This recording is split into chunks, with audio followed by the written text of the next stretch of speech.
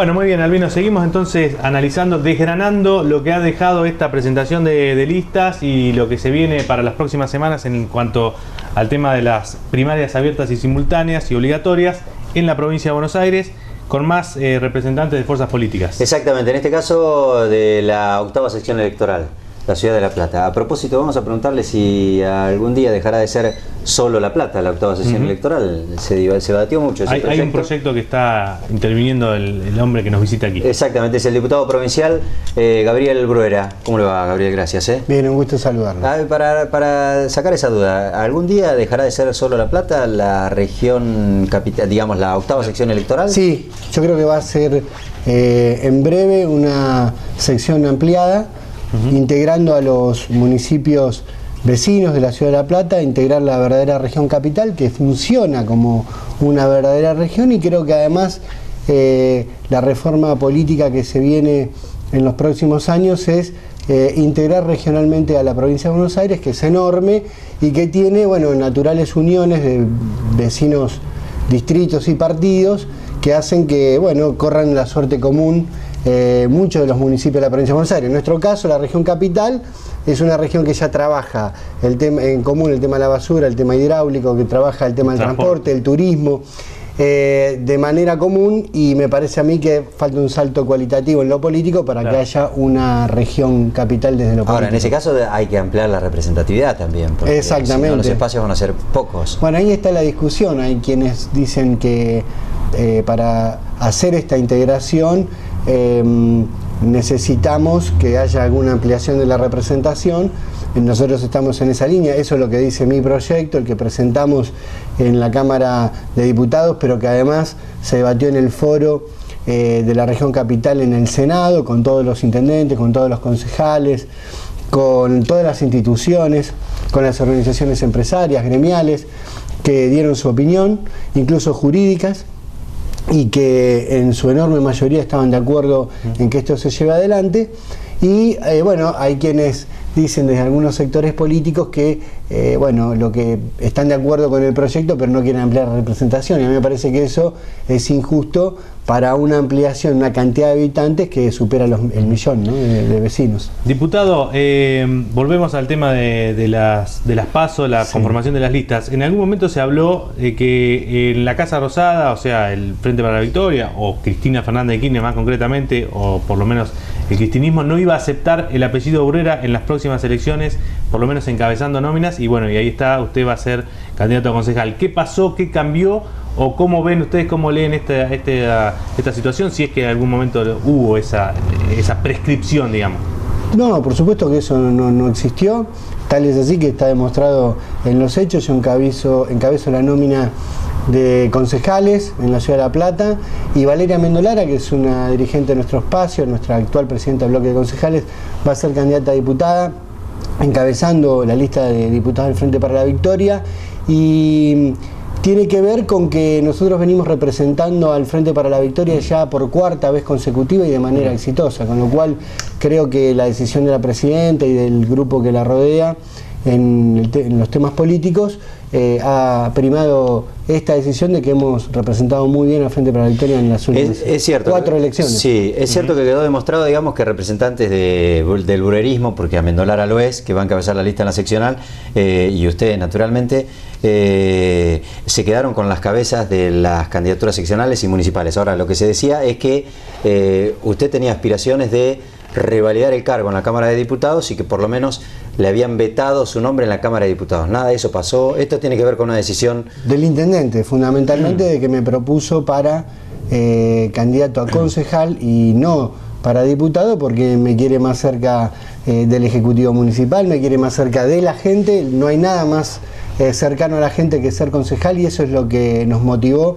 a que yo fuera propuesto como candidato a concejal. Yo soy parte de ese equipo y con mucha alegría puedo encabezar esa lista, que también para mí era un anhelo importante, ser concejal de la ciudad de La Plata, encabezar la lista del Frente para la Victoria, la lista oficial, con lo cual creo que tanto la propuesta del intendente que llevó a la Casa Rosada como la decisión de la Casa Rosada ha sido una decisión que nosotros compartimos plenamente. Un trabajo complicado en el ámbito municipal propiamente dicho, porque hay que reconstruir una confianza en la sociedad que en algún punto se dañó a partir del 2 de abril. Yo creo que nosotros desde la Ciudad de La Plata estamos en pleno proceso de recuperación y reconstrucción a partir de lo que sufrimos todos los platenses, y creo que todos los platenses empezamos a abrazarnos a partir del minuto 1 cuando empezamos a ver la catástrofe que tuvimos, y quiero apostar a esa solidaridad que me parece a mí que los platenses tuvieron y que tenemos para salir adelante. Me parece que nosotros tenemos que entender de que no tiene que personalizarse ni politizarse lo que pasó en la ciudad, sino que lo que tenemos que hacer es abrazarnos para salir adelante.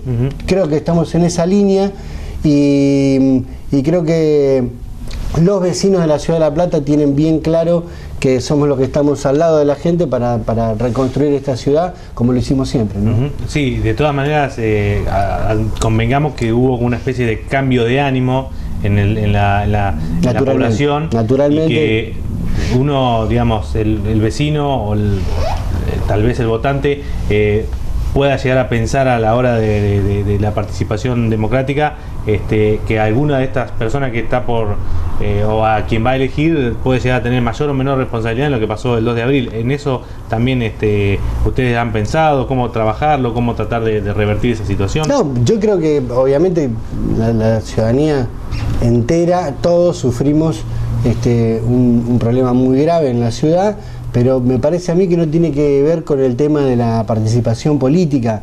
Me parece que eso es muy de, bueno, quienes quieren aprovechar semejante catástrofe para algunas situaciones políticas entre las cuales nosotros no nos encontramos. Sí, nosotros lo que comulga lo de la no política, digamos, lo de la despolitización de todo, o no, que la política es la responsable de todos los males. Exacto, porque digo, acá sufrimos una catástrofe producto de un cambio climático que no solamente se está viendo lamentablemente en la ciudad, sino también en otras partes del mundo, con más o por lo menos con la misma intensidad que se vio en nuestra ciudad. Entonces, me parece a mí que politizar esa situación es un tanto cruel, y creo que lo hacen en general personas o que tratan de mal informar o de sacar algún rédito o algún provecho que bueno, que a nosotros nos excede. Nosotros estamos en otra línea, que es la reconstrucción de la ciudad con los vecinos, que en su gran mayoría entienden lo que pasó en la ciudad, y me parece a mí que gran parte de los vecinos de La Plata son los verdaderos protagonistas, junto con el gobierno municipal, provincial y nacional, de la reconstrucción de lo que se viene en la ciudad de La Plata. ¿Y qué se ha hecho en términos de la reconstrucción, digamos, a partir del informe que elaboró en su momento la Universidad Nacional de La Plata? Porque ahí había culpas desparramadas a los 3 niveles, porque se habló de falta de obras grandes en materia hidráulica, que entiendo son de jurisdicción de la provincia de Buenos Aires, se habló de una reacción tardía del municipio también, y se habló de programar un trabajo en conjunto, casi como que fallaron, por lo menos en el informe académico las 3 instancias. Digo, ¿se avanzó en algo en ese sentido? ¿Se avanzó con la provincia en obras? Yo lo que digo, está bueno lo que vos preguntás, y te agradezco que lo hagas porque no es lo que dice el informe. Tal vez algunos quisieron transmitirlo de esa manera, pero el informe dice primero que fue una lluvia extraordinaria, imprevisible e inevitable, y que ninguna obra hubiera podido parar la inundación que tuvimos. No solamente la inundación, sino que tampoco lamentablemente se hubiera podido evitar el volumen de agua, el nivel de agua. Algunos dicen, bueno, con las obras hechas podríamos haber bajado 10 centímetros o 15, no mucho más que eso. En algunos lugares, solamente en algunos lugares, en otros ni siquiera. Y en otros dice que podría haber bajado 10, 15 o 20 minutos, una hora o 2 horas antes el agua, pero no se hubiera podido evitar, porque lo que sucedió en la ciudad de La Plata fue una catástrofe que hubiera afectado de la misma manera a cualquier ciudad del mundo, salvo Japón. Creo que hay alguna ciudad que están preparadas contra los tsunamis, pero que es en la zona de Oriente, y que vamos a decir, no tiene nada que ver con las características de nuestra ciudad ni de las ciudades de Occidente. Sí. Con lo cual, lo que primero plantea el informe es eso. Y o sea, no hay ciudad preparada para tolerar 400 milímetros en 2 horas. Pero En 2 horas. En 2 horas. Eso no hay. Y es lo que dice el informe. Y el entonces, registro histórico de La Plata estaba por la mitad incluso. Claro, nosotros teníamos lluvias que en su registro máximo habían estado casi en los 170, 180 milímetros. Entonces, llegar las a 400... Las obras estaban en función de eso, digamos. El planteo de las obras, menos. Claro. El planteo de las obras que la municipalidad encargó y que la provincia debió licitar desde el año 2010, que se terminaron los trabajos, porque es cierto que el trabajo de la municipalidad encargada a la universidad se contestó incompleto, porque se hizo solo sobre la cuenca del Gato. Y nosotros llegamos y ya tuvimos una inundación, no como esta, pero que afectó otros arroyos. Entonces pedimos la ampliación del estudio, eso se contempló y en 2010 se estaba en condiciones de licitar por parte de la provincia, que es el organismo encargado de trabajar estos temas. Eso, bueno, por diversas razones no sucedió, pero ese trabajo estaba pensado en lluvias de recurrencias de 3 o 4 años que tienen que ver con lluvias de 100 o 120 milímetros, ni siquiera con las máximas históricas que teníamos. O sea que aún habiéndose hecho esas obras era inevitable, digamos, lo que pasó. Sí, eso lo dice el informe de la universidad, Diputado, lo dice claramente. Sí. No obstante eso, sí hay algunas, se marcan algunas falta de coordinación y falta de cumplimiento de algunas leyes que hablan sobre cómo se debe actuar ante la emergencia. Se habla de imprevisión, de algunas cuestiones. Sí. Claro, y ahí sí hay repartidos en todos los niveles, me parece, ¿no? Exactamente. Pero tiene que ver con esto, porque si uno lee las cosas separadamente o informa las cosas separadamente, yo creo que esa falta de previsión que marca el estudio tiene que ver con la falta del cumplimiento de la Ley de Seguridad Interior, que es como, bueno, ayer me preguntaba un periodista de un medio, me decía de que, bueno, que vio una inundación en Manhattan y cómo actuó la policía, cómo actuó el ejército. Bueno, le digo, vos viste todos los organismos que tendrían que haber actuado en tiempo y forma cuando hay una catástrofe, de acuerdo a nuestra Ley de Seguridad Interior.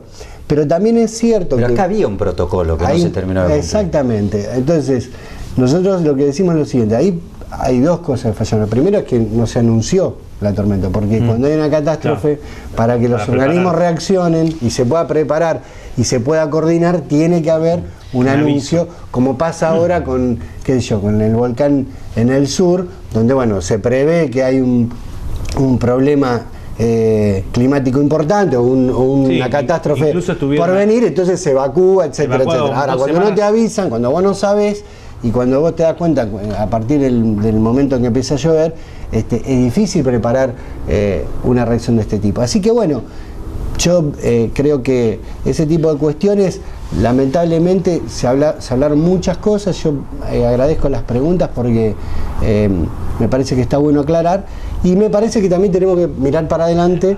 Y me decías vos cuáles son las obras.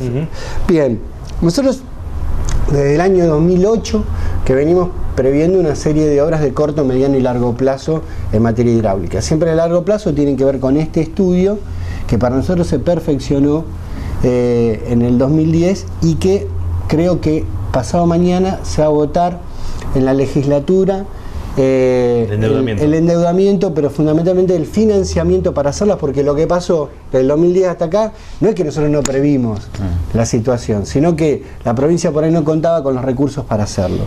Y se elaboró un proyecto en la Cámara de Diputados, se elaboró en el Ministerio de Infraestructura de la provincia, se envió a la Cámara de Diputados y este jueves se va a votar. Ahora, la gran pregunta, diputado, es... Perdón, esas son las de largo plazo. Sí, pero cuando se vote y se habilite, ahora volvemos a las de corto plazo, porque son importantes, pero cuando se vote y se habilite ese endeudamiento, el tema es que después hay que salir a buscar la plata.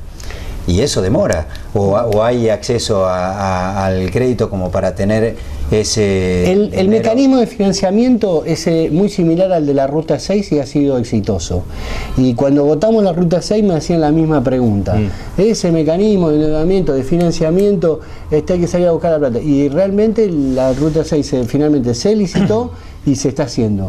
Y el mismo mecanismo que prevemos para estas obras, con lo cual creo que no va a haber inconvenientes para que se puedan realizar. ¿Han establecido algún tipo de gestión para tratar de ver si esos organismos nacionales que no actuaron en su momento cuando ustedes los llamaron por la emergencia, cuando ya estaban con el agua casi al pecho, para ver si se puede agilizar? ¿En eso se ha logrado avanzar? Muchísimo. En el tema de las obras sí, nos está diciendo. En el tema de la previsión o el ataque a lo que es el riesgo... El riesgo ante cualquier evento climático, por supuesto. Nosotros primero creamos una Secretaría de Prevención de Riesgo Climático con personas especializadas en esa materia, que tiene que ver con un cuerpo de personas retiradas del ejército que vinieron a la ciudad de La Plata.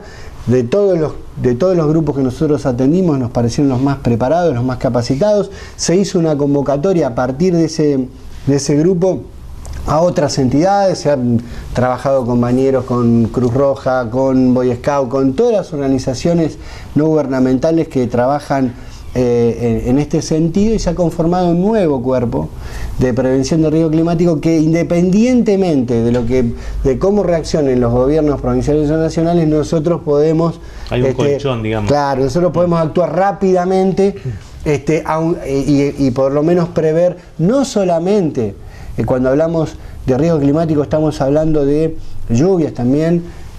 Yo vengo advirtiendo hace mucho tiempo de lo que puede suceder con el tema eólico, con los vientos que se vienen cada vez más fuertes a nuestra tornados, región, exactamente, ha habido por acá, en las cuales también tenemos que actuar. Como también tenemos otro problema que podría llegar a ser el tema de, lo que viene sucediendo a veces con el Río de la Plata, que viene creciendo y esa sudestada, como se le denomina el crecimiento del río, a veces viene hacia nuestra ciudad y provoca también anegamientos, no solo por lluvia, sino también por crecidas del río. Entonces, lo que sucedió esa noche, esa tarde del 2 de abril, que a nosotros nadie nos decía lo que estaba pasando, y que debería haber sido uno de los temas de evacuación. Por lo menos cuando yo preguntaba, yo me enteré cerca de las 18:30 del tema de YPF. Nadie nos había notificado a nosotros, y cuando me entero... ¿De qué, lo del incendio? Claro, lo primero que pregunto es si tenemos que evacuar media ciudad. Y no tuve ninguna respuesta firmada. Yo lo que necesitaba era una firma de algún funcionario que me dijera que, siguiendo la ley de seguridad interior, que evacuábamos o no evacuábamos la ciudad. Así que fue una tarde muy difícil. Nosotros o sea que se pasó por la idea de que había que evacuar media ciudad. Y a mí, cuando me dicen que se estaba incendiando la destilería, porque a mí me llega esa información, no me llega ni cómo estaba. Aparte esa hora, no sé si estaba pero no sé si estaba el informe técnico que dijera que estaba controlado o no. A mí me dijeron que estaba controlado a las 11 de la noche. Bueno, nosotros aquí hablamos con el intendente de Berisso, que también estuvo en esa encrucijada de si evacuaba o no evacuaba la ciudad, y finalmente no fue necesario, pero tampoco porque la orden llegó o algo por el estilo, pero necesitábamos fue un punto crítico. Un informe. Diputado, lo invitamos a hablar de política, inexorablemente teníamos que hablar de eso, porque en algún punto tiene que ver con reconstruir la relación del municipio, en este caso con los platenses y demás. Bueno, se presentaron las listas.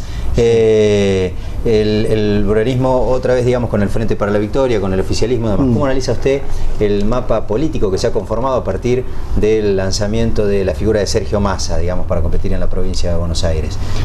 A mí me parece ¿Va a repercutir en el oficialismo? ¿Le va a sacar votos a ustedes? ¿Le va a sacar votos a Francisco de Narváez? A mí me interesa hablar mucho de los temas de la gente. Nosotros, vos me hacías algunas preguntas que tenían que ver con eso, y me parece a mí que Sergio Neso es un dirigente político audaz en cuanto a que él trata de hablar de los temas de la gente, y nosotros queremos incorporarle eso al Frente para la Victoria, porque me parece que el Frente para la Victoria tiene muchísimo para mostrar, tiene muchísimo más para mostrar que el resto de las agrupaciones políticas, incluso la de Sergio. Nosotros entendemos que se viene construyendo no solamente un modelo que parece algo elaborado, sino que se viene construyendo empleo. La ciudad de La Plata ha bajado muchísimo su nivel de desempleo, y ahora lo que debemos incorporarle a la ciudad es mejorar la calidad de empleo. Ese es el gran desafío que tenemos, y por lo cual vamos a trabajar en el Consejo, en la legislatura, con los diputados del Frente para la Victoria. Seguir incluyendo seguir incluyendo, seguir construyendo una ciudad en la cual la periferia y el casco urbano no se diferencien, que todos tengan la misma calidad de servicio, la misma calidad de vida, y construir una ciudad industrial y turística como la que teníamos, la que venimos trabajando con el intendente y con la provincia y con la nación desde antes del 2 de abril. Ese es el gran desafío que nosotros tenemos. Las otras fuerzas políticas, como esta novedad del intendente de Tigre candidateándose a diputado provincial, la pongo en ese marco, en la de los proyectos, más que en la de las personas. A mí no me gusta, y sobre todo de cómo va a repercutir eso en la gente. ¿Cómo ves el proyecto de Massa? No lo conozco, en el sentido de que sé que es un intendente que ha trabajado mucho y en eso se ha parecido mucho a nosotros. Nosotros hemos trabajado incluso en un foro de intendentes juntos, pero me parece que ese proyecto tenía mucho que ver dentro del proyecto del Frente para la Victoria. Fuera de este frente, me parece que... No conoce ninguna propuesta. No es que no conozca la propuesta, sino que me parece que se desvía del proyecto original que todos tenemos, que es este Frente para la Victoria, que ofrece una propuesta real para hechos concretos de la gente, ¿no? Que la gente cuando lo vota sabe que va a tener asignación universal, que va a tener más infraestructura, más seguridad, va a tener una cantidad de beneficios que me parece que Sergio, fuera del frente, nos lo va a ofrecer. Y la gente que representa a Massa dentro de la ciudad de La Plata, hay concejales que usted seguramente conoce o gente... Sí, a nosotros nos viene... Si va a traccionar más, digo, la figura de Massa, porque es un dirigente que tiene buena imagen positiva. Yo creo en la participación política, la verdad que toda la gente que quiera participar de política y que lo haga y se exprese como le parece, me parece correcto, me parece bien, lo felicito. Obviamente yo estoy en otra posición política, no tengo... A ver, nosotros no construimos hablando mal de nadie, nos construimos... ofreciéndole a la gente propuestas reales y concretas, porque nosotros tenemos mucho para decir y para hacer, y lo hacemos directamente con los vecinos. Esa es nuestra propuesta. Los otros candidatos están en su derecho, enriqueciendo la participación. En otro frente. Bueno, hablemos de su partido, el Frente para la Victoria, y en todo caso de su espacio. Usted además es diputado provincial, es un hombre que representa en este caso a la octava, pero en la legislatura de la provincia de Buenos Aires.